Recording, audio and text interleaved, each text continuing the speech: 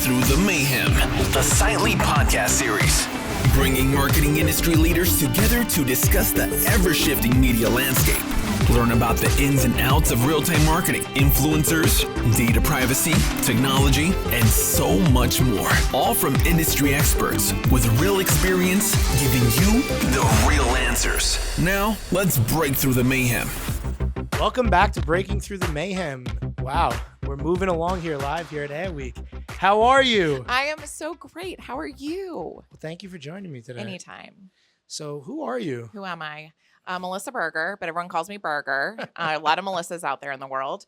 And I work at Digitas. I am based in Atlanta. I'm our Chief Solutions Officer, and that's been my role. Exactly. My role has kind of continued to evolve, but when Amy Lanzi, who you know very well, joined Digitas, she really wanted to start up a more solutions-focused team based on some of our core offerings. So we are very scaled in media. We are very scaled in creative. We're really trying to continue growing social transformation, CRM and loyalty, which we call addressable relationships, and commerce. And then we have some sub areas, B2B, innovation, performance media. So really we have experts on the team who are helping to grow those areas. We do everything from thought leadership, trainings, new pitches, organic work. So I would call us somewhat of ninjas as it relates to the work that we're doing. So, and you've met a lot of my team. Do you have a team then? I do. I have a so small but mighty they team. Just called like solutions people? Like Yeah. what's the vibe and the name of the team? Most of the people like on my core team are all kind of strategists by trade and true SMEs in those areas that I shared. And so what we focus on again is kind of growth in those areas. So we do have a small team, but the goal is really to help kind of win and then hand off. So we have other experts across the agency in all the capabilities. And when we win, we pass off. But you know what happens? A lot of people fall in love with people on the team. So it's an ever evolving So you end up having some of your team subbed on to brands, helping. Absolutely. Kind of just an amazing little culture helping each other. That's exactly right. What are you most excited about here at Ad Week to learn about? So, you know, I feel like it's conference month, right? There's so much going on, all the different platform conferences. We have Ad Week. So I think here, what I'm really interested in hearing about is just what are clients and brands thinking about in this age one of AI, in the age of, you know, LLMs and kind of how we can use that. I think one of the biggest things is how are we changing behaviors? How are we thinking about matching that versus just, oh, we can do this faster and easier? It's not totally the solve. So I'm really interested in hearing some of those more impactful use cases where we can see it actually changing a client's business or a consumer's engagement with that brand. That's super cool. And Are you speaking on any panels today? I am. I'm actually on a panel with T-Mobile Bliss team with Alex today, which is very exciting. And then I told you earlier, I host my own podcast, Building the Loyalty, which obviously you'll be on at some point. And Hopefully. we're doing one tomorrow morning, which is very exciting. So yeah. Who do you have tomorrow? We have Kelly Kavanaugh from Haley on. She's a great partner. Awesome. Really love working with her. So I asked if she'd be willing to do it. And she said yes. How long has the podcast been around? About 2.5 years now, almost 3. Yeah. Wow. How many episodes in? Oh gosh. At this point, we're probably at like 30 or 40 episodes. What made you start that? Well, when Amy Lanzi was head of Publicis Commerce, she hired this gentleman, Brad Blackman, to be head of CRM. We were trying to bring commerce and CRM closer together, acquisition and retention. And he talked to Amy about starting a podcast. This is a funny story. He called me and said, "Hey, Amy asked me to start a podcast. You should be my first guest." And my answer was, "Guest? I want to be your co-host." And he laughed, went to Amy, and she was like, "Of course." So Brad and I did it together for a couple of years. And then he took an incredible role with We Are 8, moved to London with his family.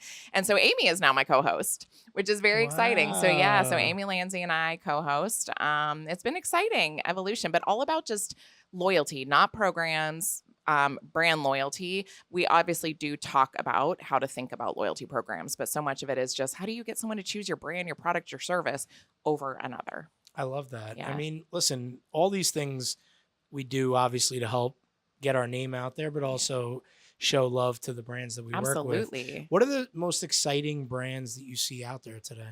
Oh gosh, that's a big question. Ones that I personally like or just exciting? Both. Both. Okay. I want to hear about your opinion on brands. It's interesting because I think, now being unique and finding like a white space isn't as easy as it used to be. So there are some kind of old school brands that I am in love with, right? Like I'm a Nike girl through and through. But part of that is, lifestyle and comfort. Always enjoy it. Another brand that I've become really obsessed with is Aloha Collection. Waterproof bags, bright colors, what their founder kind of started the business on. I love. I buy all their unique and kind of limited offers. I'm kind of crazy about it. Ask my husband. So personally, those are two brands that I love. What I think is interesting is about some of the, newer, more socially based brands. And you think about what you're seeing kind of all over TikTok and Instagram. I think everyone really trying to kind of get into this 90s nostalgia thing that's coming back. It's fascinating watching some of those evolve and now being more socially born and seeing what's happening. But yeah, those are like the brands that I'm really interested in following. What do you wish you never threw out based on your 90s nostalgia? Oh my gosh. I keep what saying a to myself, question. like, I had all this stuff. We did. I had the Jordans. I had the sneakers. I had the cards. JNCOs. I had JNCOs. I wore Okay. Rocket jeans as well. I don't know if you know wow. that. That's pretty name. impressive. I grew up in Brooklyn, so I had some of the hood stuff too that a lot of people didn't wear. Yeah. 555 Soul. I mean, I had a really nice Von Dutch hat that I feel like it's Didn't having a Von comeback. Dutch have a run for like They did. the And then last few it's- years though? Yes, they did. So it's like it's coming back. I think it started with this kind of trend. Also, I feel like bucket hats. Bucket hats they're coming back, and I like them. Really? And Bucket hats yeah, are have back? you not seen them? You know, Oh, it's they're all interesting. over. Our head of sales, Ben, wears a bucket hat, and Does he? I always think I'm like, Has he always worn it, or is he? no, is he's this a always worn it. And I Okay. always look at him like, I don't know. Yeah. I can't figure it out. I know. I mean, I've always loved neon, just neon in general. And everyone's like, "Oh, you're so in trend now." And I'm like, I've liked neon since I came out of the womb. Like me as a kid, and my wedding was like I call it a neon tropical explosion. Like I just love bright colors. I know this doesn't show that, but You wore I a love neon being dress bright. at your wedding? No, but my flowers were quite neon and bright. I just like bright things. It helps brighten the world. Are you like a big planner? Yeah. Got it. Okay. Yeah. So when it comes to like planning and thought process into the next step of obviously back to Digitas, Yeah. how are you guys thinking about like AI? Obviously, it's an annoying question that everyone asks, but Yes. I'm not asking it from a perspective of like, is it going to be big? We Right. know We know where it's it a thing. sits. But how are you guys thinking about like educating your team on it? That's a great question. So we do have Digitas AI platform, which our team has created. It's incredible. Obviously, it's very easy for us to develop agents. We do it a lot internally for our use, of course, but I love also that. we've created some for clients based on personas. So a lot of the like synthetic audiences being able to respond to creative without doing a full focus group. Great directionally. Our strategy team, our CSO, Ali Marcy, his team has created agents that really kind of help throughout the process from a strategy perspective. But then on top of that, we're really building kind of like a foundation of workflow processes internally for us. So from a CRM perspective, I'll call that one out. We've been working on different points through the process of where we can leverage agents to really simplify, but the human is still such a core part of that.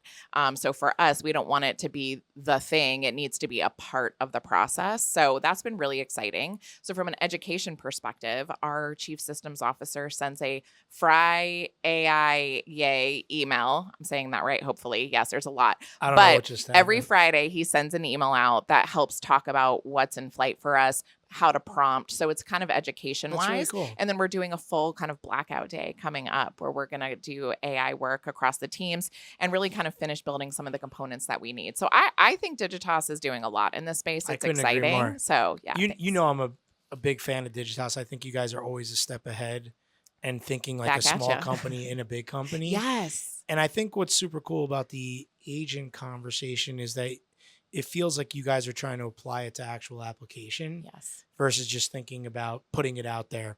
Yeah. In terms of like SWAT, we Yeah. see a lot about the data and how to think about that there. Yeah.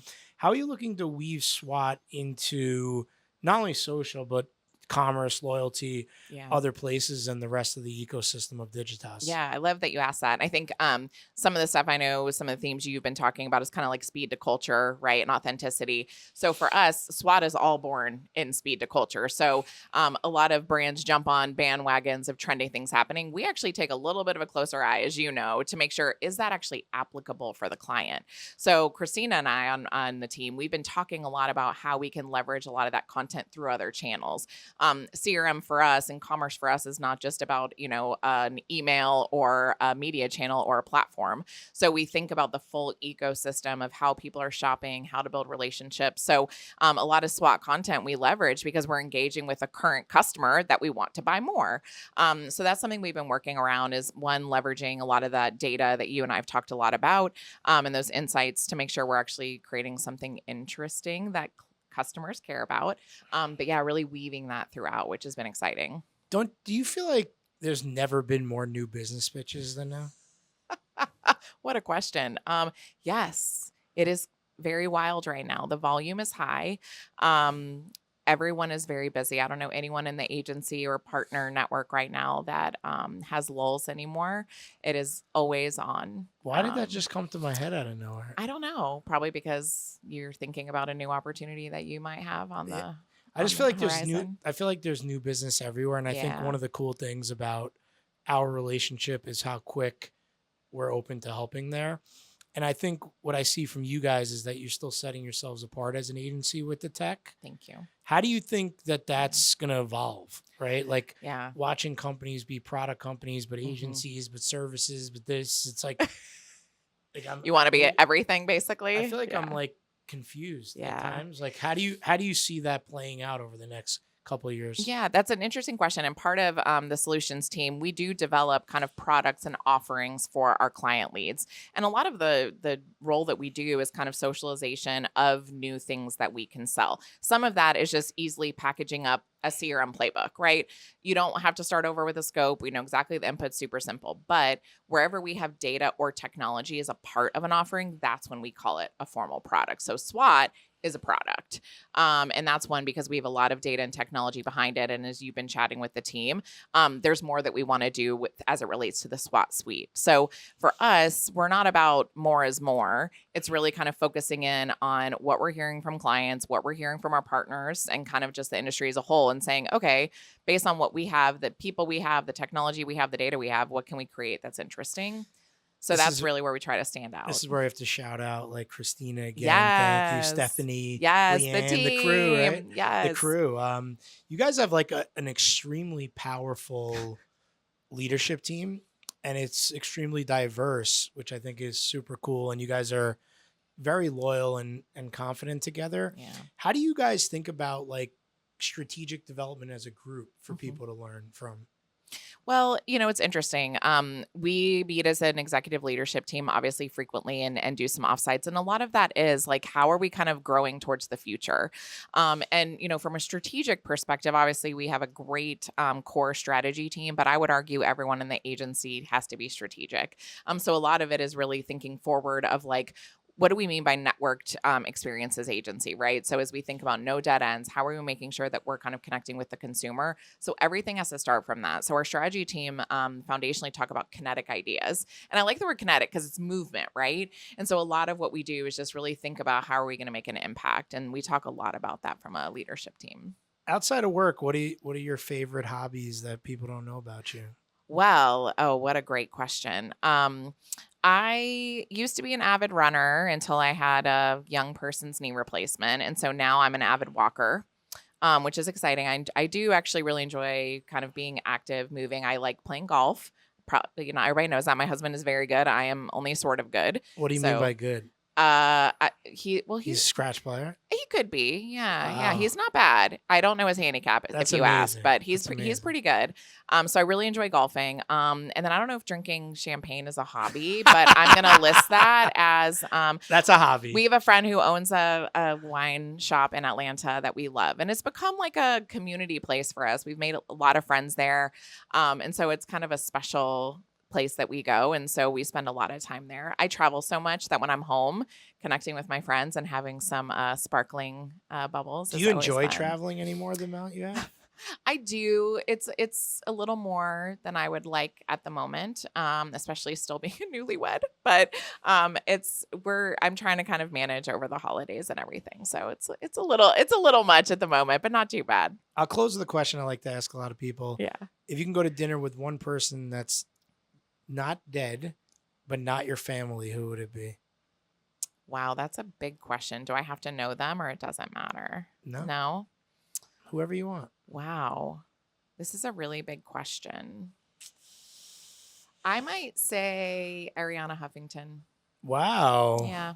I was not predicting You that. weren't predicting No, that? I misread that. I am a terrible sleeper, and she has, like, I just love her wellness vibe. She wrote a book that I really enjoyed around kind of like sleeping. Bad sleeper and because too much thinking, or probably, just yeah, can't sleep? brain, both, probably both.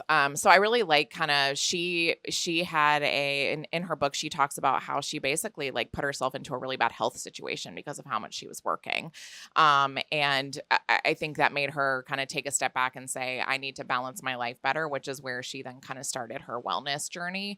And now does a lot with that. Publicis Group has a partnership with her company, That's so Thrive. cool. Yeah. So I think it's important. So yeah, I really just, it's nice to hear a powerful woman say, I needed to take a pause and rebalance my life, because I don't always think in the advertising world, and frankly, a lot of worlds, we do great at that all the time. It's an always on job, as you know. Well, that's a good way to close. Thank Yeah. you so much for Thank joining you. us Thanks today. for having me.